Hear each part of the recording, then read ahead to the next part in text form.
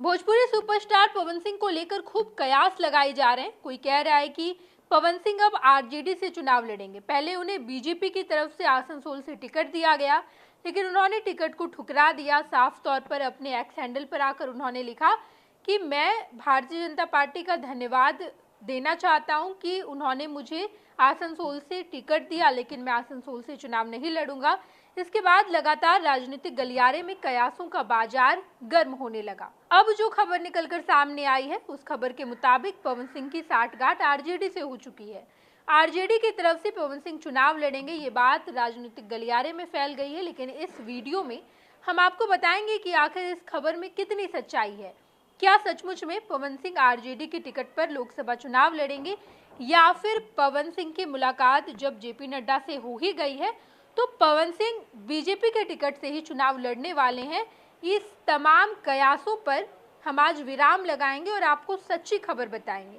बता दें आपको कि पिछले दिनों जो खबर निकलकर सामने आई थी और कहा यह जा रहा था कि बीजेपी के टिकट पर पवन सिंह चुनाव लड़ेंगे और लोकसभा सीट जो होगी वो आरा होगी, लेकिन बीजेपी ने लिस्ट जारी किया और बताया कि आसनसोल से पवन सिंह को टिकट दिया गया है, लेकिन पवन सिंह ने इस टिकट को ठुकरा दिया। हालांकि ये बात तो पूरी तरीके से सच है कि पवन सिंह अपने क्षेत्र आरा से लोकसभा की टिकट चाहते थे। भाजपा आरके सिंह का टिकट कटवाकर पवन सिंह को टिकट नहीं दे सकती थी। ये सीट केंद्रीय विद्युत मंत्री राजकुमार सिंह का गढ़ कहा जाता है।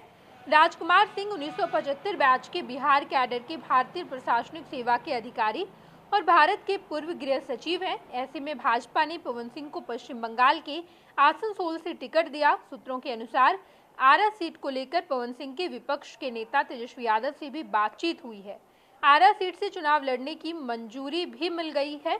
हालांकि इस बारे में अभी तक कोई आधिकारिक तौर पर जानकारी निकलकर सामने नहीं आई है। हालांकि इसकी संभावना भी कम है, क्योंकि पवन सिंह की मुलाकात जेपी नड्डा से हुई है और पवन सिंह ने मीडिया में आकर ये कहा भी था कि हमारी बात भारतीय जनता पार्टी के राष्ट्रीय अध्यक्ष से हो गई है, हम आगे क्या करने वाले हैं ये भी आपको बताएंगे। और जब पवन सिंह से ये पूछा गया कि क्या आप किसी और पार्टी के टिकट पर लोकसभा चुनाव लड़ेंगे, तो उन्होंने साफ इनकार कर दिया।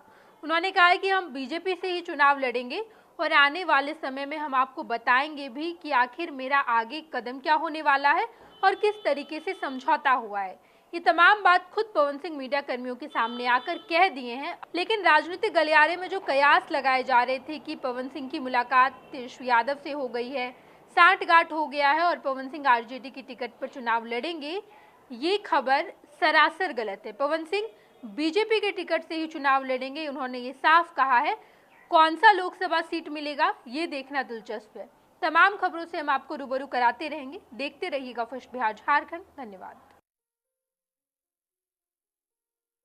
ये लो मुंह मीठा करो, आज मैंने अपना जॉब छोड़ दिया, अब हम पूर्णिया वापस जाएंगे। जॉब छोड़ दिया है? मतलब ये घर कैसे चलेगा? हम करेंगे क्या? और माँ बाबूजी क्या बोलेंगे? इसलिए मैं एक और मिठाई का डब्बा लाया। अपने बिजनेस के लिए लोन अप्रूव हो गया। अरे लोन अप्रूव हो गया वो तो ठीक है, लेकिन पूर्णिया में हम रहेंगे कहाँ? अपना घर भी तो नहीं है वहाँ। इसलिए तो एक और मिठाई का डब्बा अलग से लाया हूँ। हमने पूर्णिया में घर ले लिया है, पूर्णिया के ई होम्स पैनोरमा में। पूर्णिया में पैनोरमा ग्रुप लेकर आए हैं ई होम्स पैनोरमा। बड़ा घर, आलीशान जिंदगी और अत्याधुनिक सुविधाओं के संग। अरे अरे, अब क्यों मुंह मीठा करवा रही हो? क्योंकि हम घर वापसी जो कर रहे हैं। घर वापसी की खुशी पूर्णिया में ई होम्स पैनोरमा के संग। E homes panorama, luxurious lifestyle redefined.